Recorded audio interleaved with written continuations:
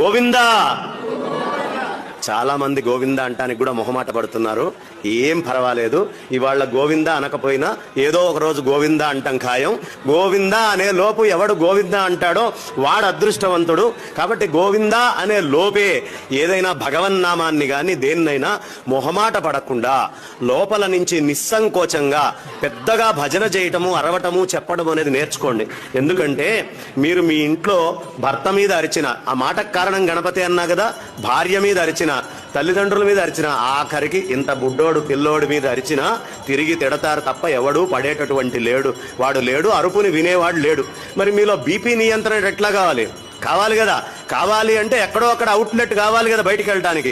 అందుకని జనాలు విడిగా బయట అరిస్తే పిచ్చోడు అనుకుంటారని భగవంతుడనే ఓ నెపం పెట్టుకొని అక్కడ కూర్చొని కాసేపు భజన అనే పేరు పెట్టుకొని గొంతు జించి పిచ్చి పిచ్చిగా అరిస్తే కాస్త బీపీ కంట్రోల్